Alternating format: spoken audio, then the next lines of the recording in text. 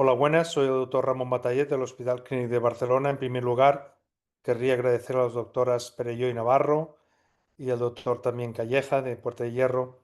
Y es un honor para mí estar en este segundo curso de patología y hablar también para mis hermanos dominicanos. Hace poco estuve allí. Y voy a hablar sobre el impacto del consumo del alcohol en la enfermedad hepática metabólica, que en el acrónimo es el MTLD, que es como para mí un hijo, porque participé incluso en poner la ET en minúscula.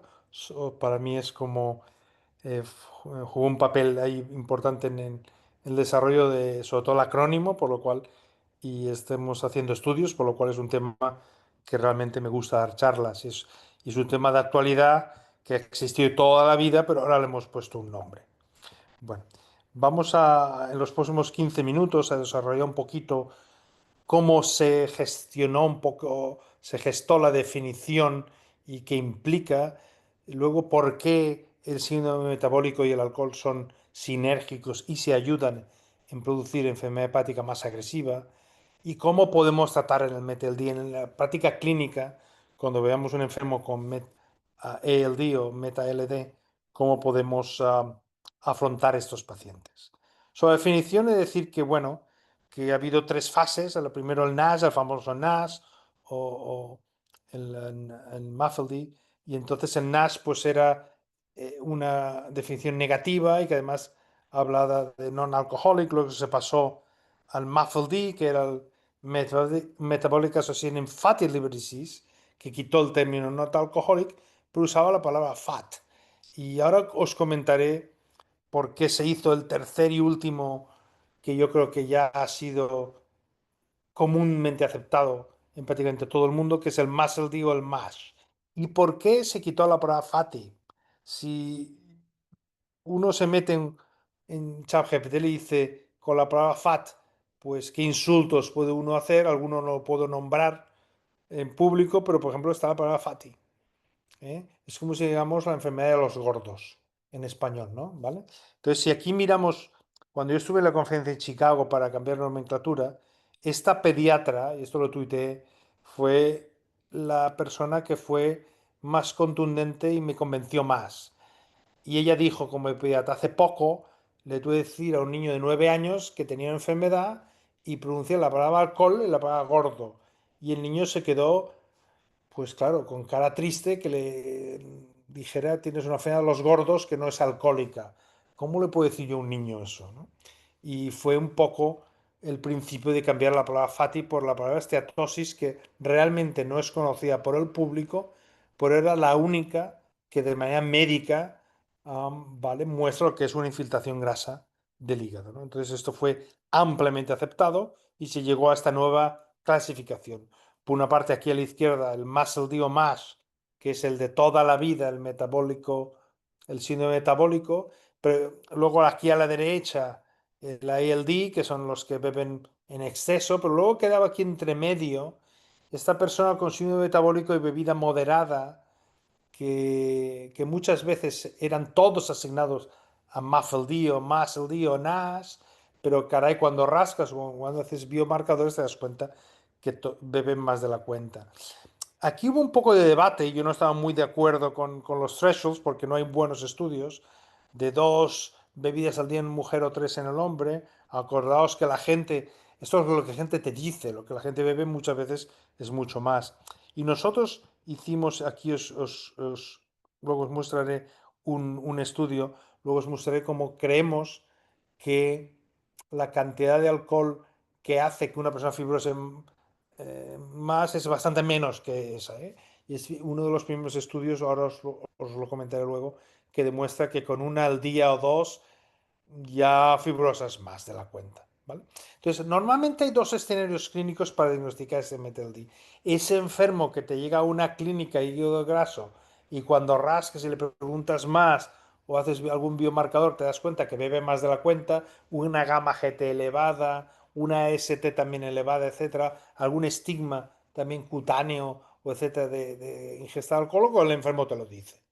Otro sitio es cuando te van a sitios de adicciones con un enfermo que bebe mucho y caray, cuando empiezas a mirar, tiene dislipidemia, tiene obesidad, tiene síndrome metabólico, hay que tener cuidado que el alcohol per se aumenta los triglicéridos, por ejemplo, o puede causar hipertensión. Pero en los dos campos se puede buscar la intersección entre estas dos enfermedades. ¿Vale? ¿Y por qué el alcohol y el síndrome metabólico se ayudan y son sinérgicos?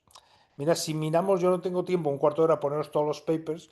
Si miráis papers sobre elevación de transaminasas, presencia de esteatosis por imagen, gravedad de la fibrosis o de la esteatohepatitis, fibrosis avanzada por fibroscan o incluso desarrollo de carcinoma hepatocelular, en todos estos puntos hay estudios que demuestran que si tienen los dos factores de riesgo, tienen un factor aditivo. Hay un número, y os pondré solo un ejemplo de un estudio por Rohit Lumba, que es uno de los líderes del campo, y además me gustó porque hay muchos estudios que demuestran el 33, que si tomas más de 3 bebidas al día y tienes un BMI más de 30, se dispara muchos de los factores que os he dicho en la diapositiva anterior. Aquí, por ejemplo, es los niveles de transaminasas.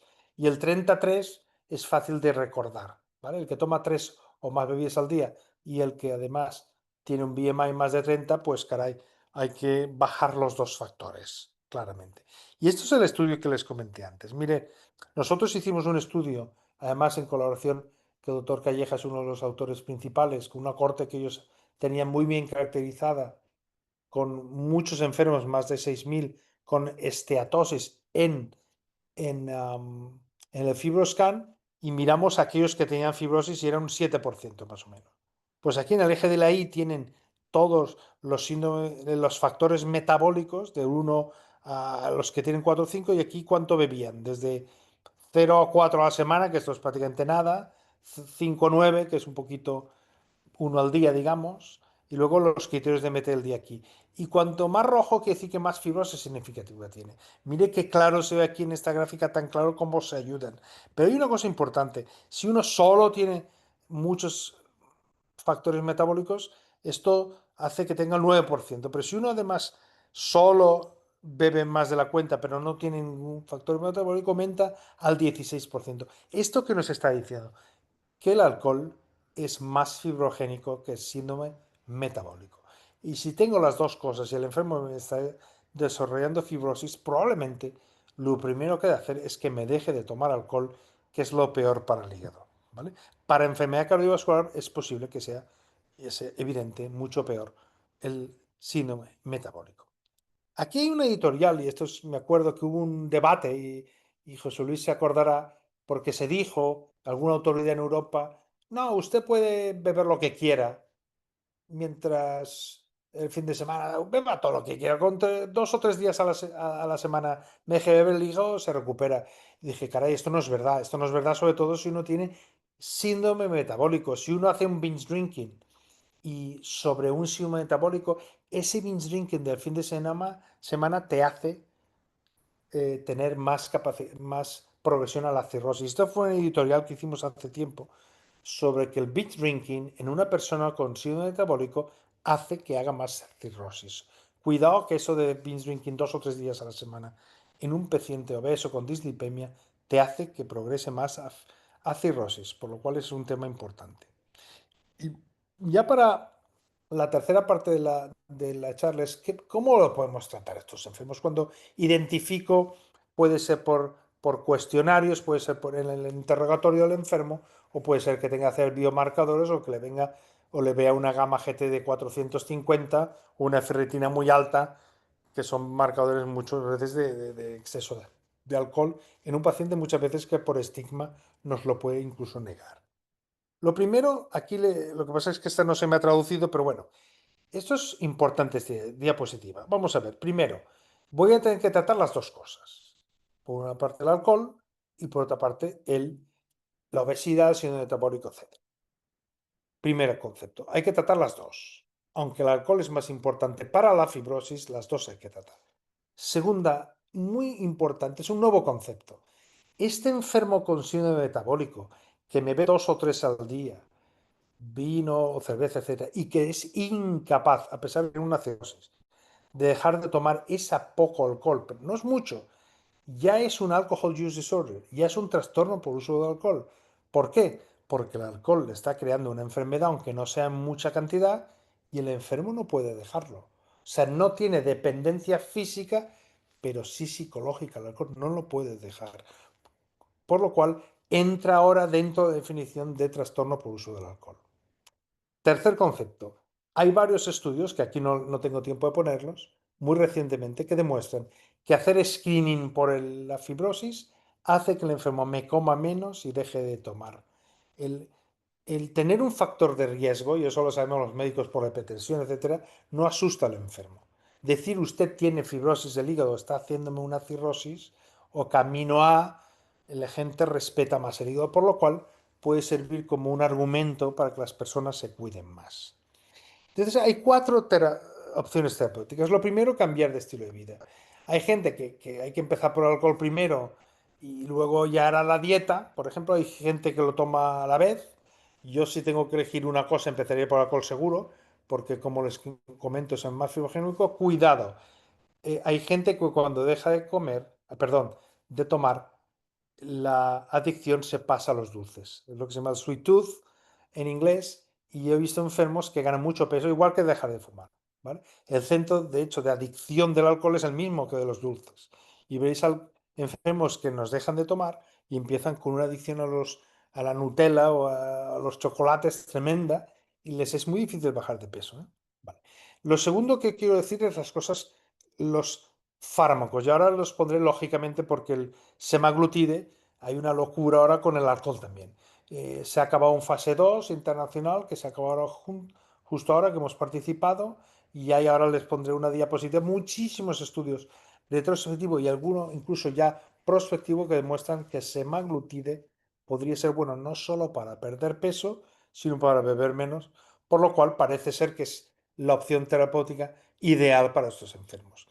Luego hay que tener en cuenta que sobre todo estos pacientes que no son capaces de bajar de peso, hay intervenciones endoscópicas. Hay un estudio muy reciente liderado por el doctor Calleja que se publicó recientemente, que es el primero que demuestra que el sleeve gastroplasty hecho por endoscopia puede ser beneficioso por enfermos con hígado graso de origen metabólico. Por ejemplo, un enfermo de aquí nuestro con esta combinación que sea capaz de dejar de ver, pero no de bajar de peso, ni esta sería una opción válida. Y finalmente la cirugía bariátrica. Aquí sí que hemos hecho nosotros un par de estudios. El primero, bueno, aquí le pongo un ejemplo de papers de la semaglutide. Eso es un 7 8 papers, pero hay muchos más. ¿Eh? Y los estudios de en fase 3 empezarán pronto. O sea, no me extrañaría que fuera aprobado si el estudio de fase 3 se confirma que la semaglutida tiene indicación también para el abuso o el uso excesivo del alcohol. ¿Vale?